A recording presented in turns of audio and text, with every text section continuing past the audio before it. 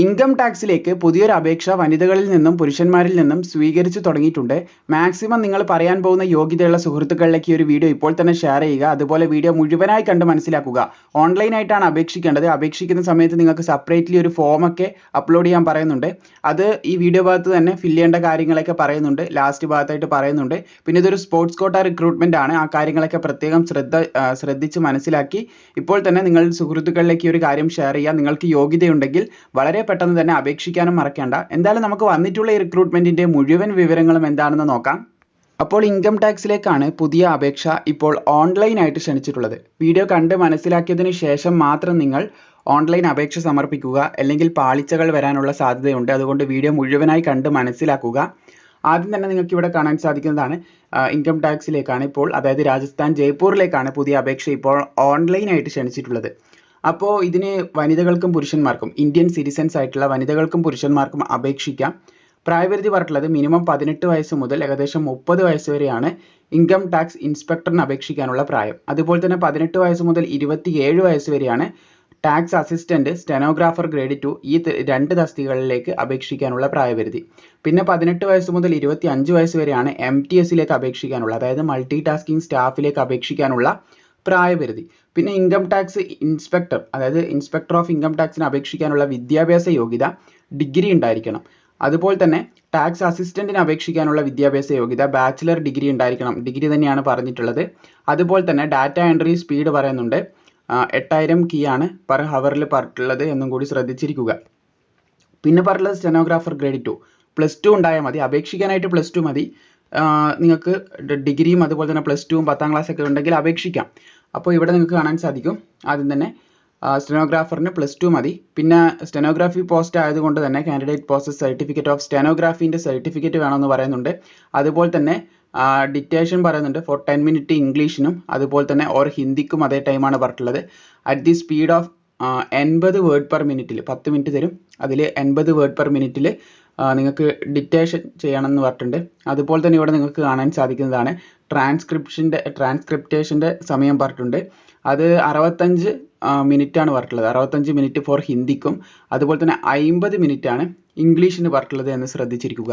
അപ്പോൾ അത് നിങ്ങൾ ആ ഒരു ക്രൈറ്റീരിയ നിങ്ങൾക്ക് കംപ്ലീറ്റ് ചെയ്യാൻ പറ്റുമെങ്കിൽ +2 ഉണ്ടെങ്കിൽ അപേക്ഷിക്കാം. പിന്നെ മൾട്ടി ടാസ്കിംഗ് സ്റ്റാഫ് 10ാം ക്ലാസ് മാത്രം മതി എന്നും കൂടി ശ്രദ്ധിച്ചിരിക്കുക. അപ്പോൾ ഇതൊക്കെയാണ് ഇതിന് അപേക്ഷിക്കേണ്ട വിദ്യാഭ്യാസ യോഗ്യതയും പ്രായപരിധിയുമായിട്ട് പറയാനുള്ളത്.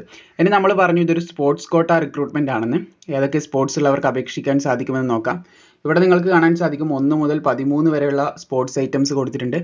Basketball, volleyball, cricket, kabaddi, athletics, shooting, boxing, wrestling, അതുപോലെ തന്നെ ലാൻ ടെന്നീസ്, പിന്നെ badminton, table tennis, archery, para sports, അതുപോലെ തന്നെ ഡീഫ് സ്പോർട്സ് ഇതൊക്കെയുള്ളവർക്ക് അപേക്ഷ സമർപ്പിക്കാമെന്ന് പറയുന്നുണ്ട്.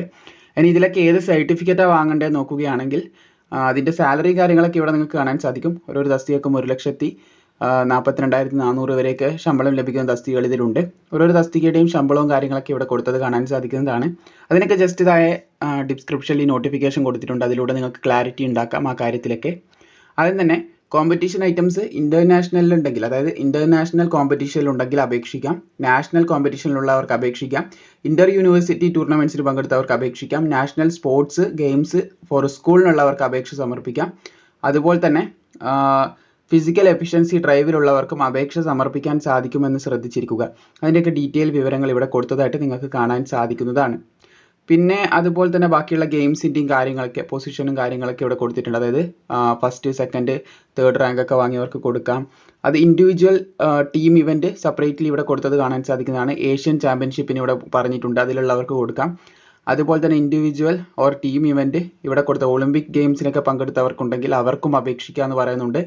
പിന്നെ അതുപോലെ ഇവിടെ സ്കൂളിന് വേണ്ടിയിട്ട് international participant in international school championship, Asian ഗെയിംസിലൊക്കെ, ഏഷ്യൻ സ്കൂൾ ചാമ്പ്യൻഷിപ്പിലൊക്കെ ഉള്ളവർക്ക് അപേക്ഷിക്കാൻ സാധിക്കുന്നുള്ള കാര്യം ഇവിടെ പറഞ്ഞിട്ടുണ്ട്. പിന്നെ അതുപോലെ തന്നെ 1 medal in individual or team ഇവൻറ്റിലായിട്ട് പാർട്ടിസിപ്പൻ്റ് ഇൻ യൂത്ത് നാഷണൽ ഗെയിംസിലൊക്കെ പങ്കെടുത്തവർക്ക് അപേക്ഷിക്കാം. അതുപോലെ തന്നെ ടീം ഇവൻറ്റ് അതുപോലെ ഇൻഡിവിജ്വൽ ഇവൻ്റായിട്ട് ഇവിടെ പറഞ്ഞിട്ടുള്ളത് നിങ്ങൾക്ക് നാഷണൽ സ്കൂൾ ഗെയിംസിലൊക്കെ പങ്കെടുത്തവർക്ക് അപേക്ഷിക്കാം. അങ്ങനെ ഓരോരോ പൊസിഷൻ, അതായത് അതിൻ്റെ കൃത്യമായിട്ടുള്ള പൊസിഷനും ഇതും പറഞ്ഞിട്ടുണ്ട് ഇവിടെ. അപ്പോൾ ഇതിൽ ഏതെങ്കിലും ഒരു സർട്ടിഫിക്കറ്റ് നമ്മൾ പറഞ്ഞ പോലെ ഇൻ്റർനാഷണലിലോ നാഷണൽ ലെവലിലോ ഇൻ്റർ യൂണിവേഴ്സിറ്റി ലെവലിലോ സ്കൂൾ ഇതിനൊക്കെ വേണ്ടിയിട്ടോ പങ്കെടുത്തവർക്ക് അപേക്ഷ സമർപ്പിക്കാം, അതിന് വിജയിച്ചവർക്ക് അപേക്ഷ സമർപ്പിക്കാം എന്നാണ് പറഞ്ഞിട്ടുള്ളത്.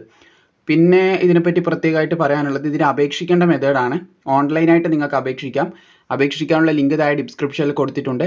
അതിലേക്ക് കയറി നിങ്ങൾക്ക് അപേക്ഷ സമർപ്പിക്കാൻ സാധിക്കുന്നതാണ്. കൂടുതൽ സംശയം വരികയാണെങ്കിൽ താഴെ ഈ നോട്ടിഫിക്കേഷൻ കൊടുത്തിട്ടുണ്ട്, ജസ്റ്റ് ഒന്ന് ഡൗൺലോഡ് ചെയ്യുക. അപേക്ഷിക്കേണ്ട മെത്തേഡാണ് ഇവിടെ കൊടുത്തിട്ടുള്ളത്. ഇൻകം ടാക്സിൻ്റെ വെബ്സൈറ്റ് മുഖാന്തരം, താഴെ കൊടുത്തിട്ടുള്ള വെബ്സൈറ്റ് മുഖാന്തരം അപേക്ഷ സമർപ്പിക്കാം. അപ്പോൾ അപേക്ഷ സമർപ്പിക്കുന്ന സമയത്ത് നമ്മൾ പറഞ്ഞു ഇതൊരു സ്പോർട്സ് കോട്ടയാണെന്ന്. അപ്പോൾ ഫോം 1 എന്ന് പറഞ്ഞിട്ട് നിങ്ങൾക്ക് നോട്ടിഫിക്കേഷൻ്റെ കൂടെ ഒരു ഫോം കാണാൻ സാധിക്കും. നോട്ടിഫിക്കേഷൻ താഴെ ഉണ്ട്. അപ്പോൾ അതിൽ നിങ്ങൾക്ക് ആദ്യം തന്നെ കാണാൻ സാധിക്കുന്നത് for representing India in an international കോമ്പറ്റീഷനിലുള്ളവർക്ക് ഫില്ല് ചെയ്യാനുള്ള ഒരു ഫോമാണിത്. അപ്പോൾ ഈ ഒരു ഫോം ഫില്ല് ചെയ്തിട്ട് ഇത് അതിൽ അപ്ലോഡ് ചെയ്യണം. ഓൺലൈനായിട്ട് അപേക്ഷിക്കുമ്പോൾ നിങ്ങൾ അതിൽ അപ്ലോഡ് ചെയ്യേണ്ടതായിട്ടുണ്ട്. അതുപോലെ തന്നെ the certificate will valid only when signed personally by the secretary national federation അല്ലെങ്കിൽ നാഷണൽ അസോസിയേഷൻ്റെ കീഴിൽ നിന്ന് ഈ ഒരു ഇതിൽ സൈനോ സീലൊക്കെ വാങ്ങണം എന്നുള്ള കാര്യമാണ് പറഞ്ഞിട്ടുള്ളത്. അപ്പോൾ അത് നിർബന്ധമാണ്, എങ്കിൽ ഇത് വാലിഡായിട്ട് കണക്കാക്കത്തുള്ളൂ. അപേക്ഷിക്കുന്നവർ അത് സ്പോർട്സിൽ പങ്കെടുത്തവർക്ക് അത് എളുപ്പമായിട്ട് അവരുമായിട്ട് കോൺടാക്റ്റും കാര്യങ്ങളൊക്കെ ഉണ്ടാവും. അപ്പോൾ അങ്ങനെ നിങ്ങൾക്കത് വാങ്ങിയെടുക്കാം. പിന്നെ അതുപോലെ തന്നെ രണ്ടാമത്തെ form representing state national competition അതിൻ്റെതായിട്ട് ബന്ധപ്പെട്ടുള്ളതാണ്. അപ്പോൾ അതിലാണ് നിങ്ങൾ മത്സരിച്ച് വിജയിച്ചെങ്കിൽ ഇത് നിങ്ങൾ ഫില്ല് ചെയ്യേണ്ടതായിട്ടുണ്ട്. ഇവിടെയും പറയുന്നുണ്ട് സ്റ്റേറ്റ് അസോസിയേഷൻ്റെ കീഴിൽ നിന്ന് സിഗ്നേച്ചറും കാര്യങ്ങളും വാങ്ങിയാലേ ഇത് വാലിഡ് ആയിട്ടുണ്ടാവും. പിന്നെ മൂന്നാമത്തെ form representing university the Inter university ചാമ്പ്യൻഷിപ്പിൽ പങ്കെടുത്തവർക്കാണ്. അപ്പോൾ അതിൻ്റെതായിട്ടുള്ള സീലും കാര്യങ്ങളൊക്കെ ഇവിടെ വാങ്ങണം എന്നും പറഞ്ഞിട്ടുണ്ട്. സ്പോർട്സ് ഇൻ ദി കൺസേൺഡ് യൂണിവേഴ്സിറ്റിയാണ് പറഞ്ഞിട്ടുള്ളത്. അപ്പോൾ അവരുടെ സീലും കാര്യങ്ങളൊക്കെ വാങ്ങേണ്ടതായിട്ടുണ്ട്. പിന്നെ അതുപോലെ തന്നെ അടുത്ത ഫോം ഇവിടെ കാണാൻ സാധിക്കും. School team in the national ഗെയിംസിലൊക്കെ പങ്കെടുത്തവർക്കുള്ള ഫോമാണിത്. ഇത് ഫില്ല് ചെയ്തിട്ട് നിങ്ങൾ ഓൺലൈൻ അപേക്ഷ സമർപ്പിക്കുമ്പോൾ തീർച്ചയായിട്ടും ഇത് കൊടുക്കേണ്ടതായിട്ടുണ്ട്. പിന്നെ അടുത്തത് ഇവിടെ കാണാൻ സാധിക്കും ഫിസിക്കൽ എഫിഷ്യൻസി ഡ്രൈവിൻ്റെതായിട്ടുള്ളതാണ് ഇവിടെ കൊടുത്തിട്ടുള്ളത്. അപ്പോൾ അതും നിങ്ങളിവിടെ ministry of education and social welfare അതിൻ്റെ എല്ലാം കീഴിൽ നിന്നാണ് ഇവിടെ നിങ്ങൾക്ക് സിഗ്നേച്ചറും കാര്യങ്ങളൊക്കെ വാങ്ങേണ്ടതായിട്ടുള്ളത്. അപ്പോൾ ഇത് ഫില്ല് ചെയ്യണം. ഇതെന്തായാലും നിങ്ങൾ ഏത് ഐറ്റത്തിൽ, ഇപ്പോൾ യൂണിവേഴ്സിറ്റിൻ്റെ കീഴിൽ നിന്നാണ് നിങ്ങൾക്ക് ഈ ഒരു ഇത് കിട്ടിയിട്ടുള്ളതെങ്കിൽ, ഈ ഒരു അംഗീകാരം, അതായത് സ്പോർട്സിൽ പങ്കെടുത്തൊരു അംഗീകാരം കിട്ടിയിട്ടുള്ളതെങ്കിൽ ഇത് നിങ്ങൾ ഫില്ല് ചെയ്യണം. ഇതിൻ്റെ അത് അവിടെ അപ്ലോഡ് ചെയ്യേണ്ടതായിട്ടുണ്ട്. ഈ കാര്യങ്ങളൊക്കെ നിങ്ങൾക്ക് ഫില്ല് ചെയ്യാം. പക്ഷേ ഇവിടെ സീല് ആ ഒരു അതോറിറ്റി തന്നെ വെക്കണം. സിഗ്നേച്ചറും കാര്യങ്ങളൊക്കെ അതോറിറ്റീൻ്റെ വേണം എന്നുള്ള കാര്യം ഇവിടെ പറഞ്ഞിട്ടുണ്ട്. അപ്പോൾ ആ കാര്യം പ്രത്യേകിച്ച് ഒന്ന് ശ്രദ്ധിക്കുക. എന്നിട്ട് ഇപ്പോൾ തന്നെ നിങ്ങൾക്ക് അപേക്ഷ സമർപ്പിക്കാൻ സാധിക്കുന്നതാണ്.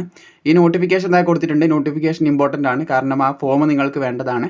പിന്നെ ഓൺലൈനായിട്ട് അപേക്ഷിക്കേണ്ട ലിങ്കും താഴെ കൊടുത്തിട്ടുണ്ട്. നിങ്ങളുടെ കയ്യിൽ ഒരുപാട് സ്പോർട്സ് ഗ്രൂപ്പും കാര്യങ്ങളൊക്കെ ഉണ്ടാവും. അപ്പോൾ ഇൻകം ടാക്സിലൊക്കെ ജോലി ആഗ്രഹിക്കുന്നവർ സ്പോർട്സ് ഒക്കെ എടുക്കുന്നത് തന്നെ പ്രധാനമായിട്ടും ഇങ്ങനെയുള്ള ഒരുപാട് പാഷൻ കൊണ്ടുമുണ്ട്. അതുപോലെ തന്നെ ഇങ്ങനെ ഒരു ജോലി അവസരം കൂടി അതിലുണ്ടെന്ന് ശ്രദ്ധിച്ചിരിക്കുക. അപ്പോൾ അവരിലേക്ക് മാക്സിമം ഒന്ന് ഷെയർ ചെയ്യുക. വീഡിയോ ഇഷ്ടപ്പെട്ടാൽ തീർച്ചയായും ലൈക്കും കൂടി ചെയ്തേക്കുക.